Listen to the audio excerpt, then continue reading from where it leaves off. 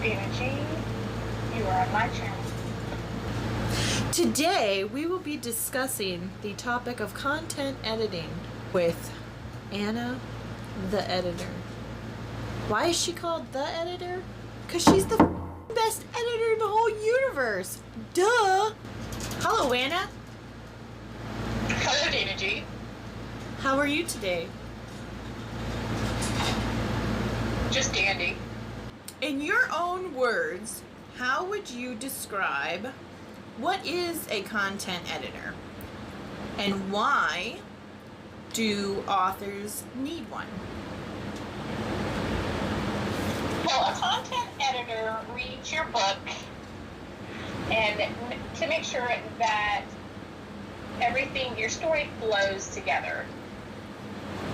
And depending whether or not you're writing a book in a specific time period, you'll want to choose an editor that knows about that time period so that they can check for any inaccuracies. I chose to do content editing because I was struggling with the ending of my book. So I was writing the last couple of chapters and I was trying to wrap it up, but I just for some reason I just couldn't get it there, and so I decided to do content editing to see if the story was flowing properly, if I had any holes in my story, and if everything made sense. And lo and behold, at the very beginning, we found where we could make some improvements. Would you say that a content editor is an essential, like, is it something that you need in order to be successful in a market? Yeah, of course.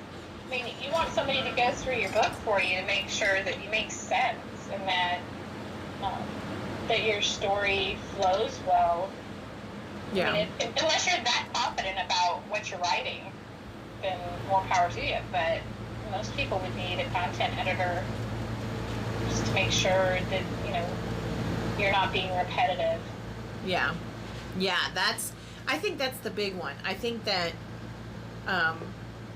repetitiveness and making sure that you sound like you have not necessarily an authority on the subject matter, but at least so that it sounds like you have some type of experience or like knowledge. Some kind of knowledge about the topic that you're describing. Even if it's like a fantasy, if you have if you have elves in your fantasy novel, you want to make sure that you have some kind of knowledge into the world of elves and fantastical creatures. You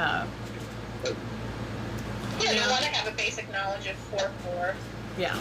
The heck, folklore? I think it. Yeah, I think it is. Sounds good enough to me. Yeah. I think it's folklore. Is that what you said? Folklore? Yeah. Yeah. Come on. It's like tomato. I don't know. Well, there's East Coast and then there's the civilized way of saying it. So you pick. No. Right? Oh man. So, okay, so how, as an editor, how do you choose who you work with? Well, it's not a matter of choosing to work with somebody. I can work with anybody.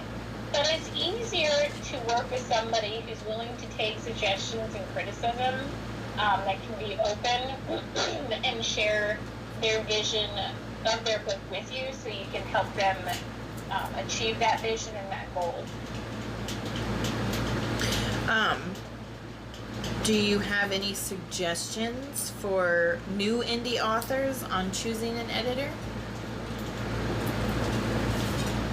You want to find someone that can be honest with you, that is open-minded and understands that it's not always about what they think per se. Obviously, we're going to give you suggestions if some of your content isn't flowing right. But we also have to remember that it's not our book, and that while we are partial to certain things in the book at all, that the author, however, has invested a lot of time and energy into their brainchild, and will tend to hold on to certain ideas as to how they wanted their book to read. Right. Oh, and another really super important part of working with an author is to make sure, as you're having your, however, you want to create a pattern or a routine for yourselves, and you will want to get together with that author on a regular and consistent basis to go over things, to hash out things, and you will want to make sure that they have had their coffee first. That is a very important thing before starting any dialogue with your author, is to make sure they are caffeinated. Yeah. Yeah, that's especially true for me. Make sure, one, that I'm on planet Earth, and two, that I've had plenty of coffee. So I think for me as the author, I need someone who will be completely honest with me and explain why they feel and think the things that they do, as far as like changing parts of the book, or if one part of the book doesn't make sense, just go that little extra mile to explain why it doesn't make sense, and then how it can be made better. And I think it's important to have a dialogue, especially when you're content editing. Changes that are going to be made, just keep, talk about it until it's understood by the author why the change needs to be made. Because I think that honesty is important, but I also think that patience is important, especially when you're making changes to the content of the book. Oh, and I think that honesty is also crucial, because a lot of times you'll run into people who are like, oh yeah, the story is fantastic, and it's not, when really I think editors should be like, hey crazy, this story's good, but let's make it better.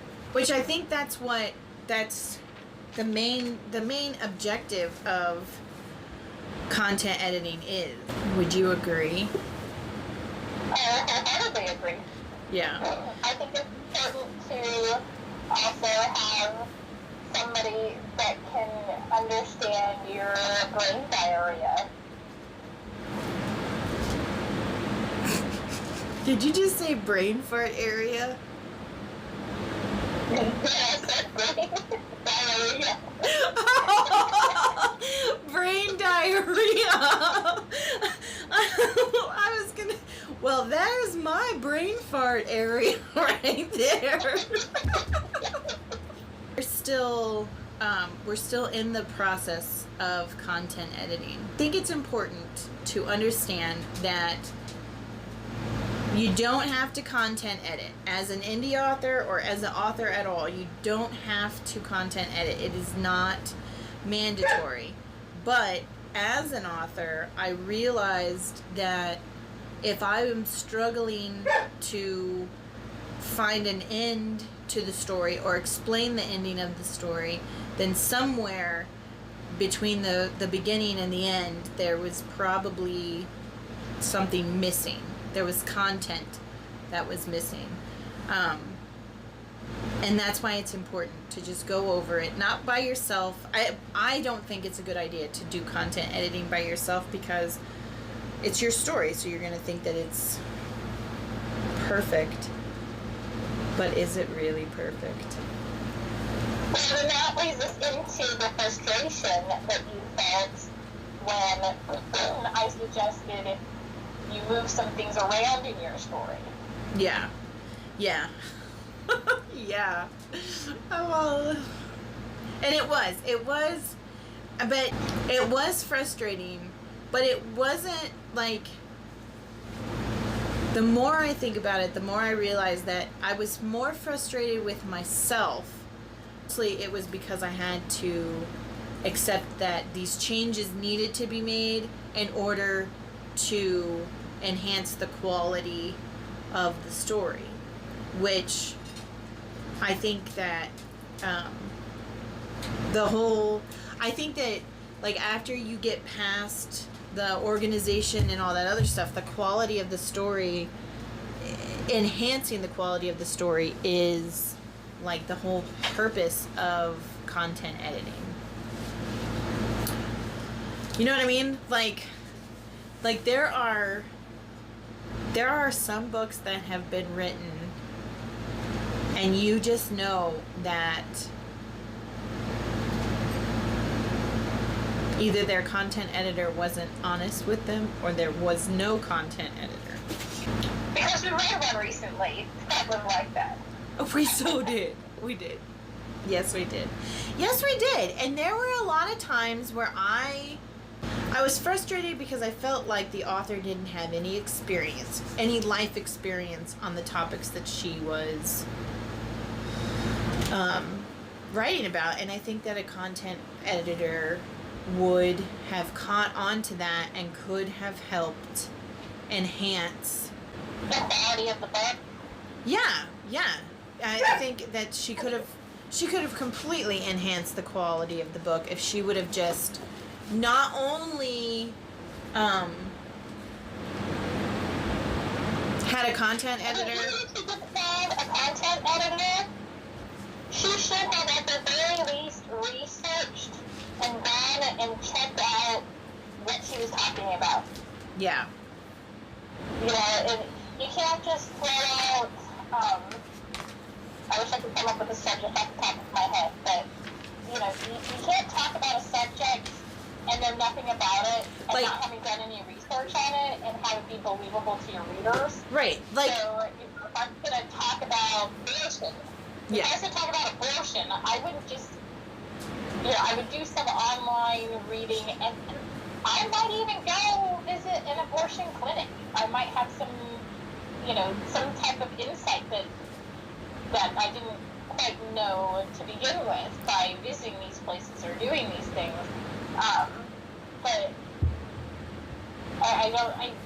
you do yourself a disservice by not doing enough research. And obviously, you know, content editors might not have that experience in it, but somebody may have done some research in regards to it for a different book that they had edited. Yeah. So, you know, it's just important to have various people in your circle to turn to that have experience in things, so that you're not writing a bunch of crap. Right. That was the biggest thing that for me, that's the biggest turnoff as far as like when I'm reading a book. Okay, so when I'm reading a book and there's a topic in the book that is, even if it's not, you know, detrimental. Yeah, it doesn't have to be a detrimental topic, but it's just, if you're supposed to experience some kind of an emotional... You can emotionally connect with these characters. You cannot emotionally connect to a character if it's not believable. Yeah, and that's how I felt like if you don't have knowledge about a topic that you're writing about, then the reactions your characters are going to have are not going to be believable reactions. And that is the pivotal moment that your content editor can be like, hey, maybe we should revisit this section. We should revisit this section and fix it up a lot. Which this wasn't... Because I know that while editing your book, I specifically asked you about a particular part of your book, and I was like, is this even humanly possible? Did you check this out to make sure it could really happen? Did you try it yourself? And I did. I'll just let you all guess which part it is when you read the book. That's right. I grabbed Mr. Man and said, hey, I have to do some research, okay?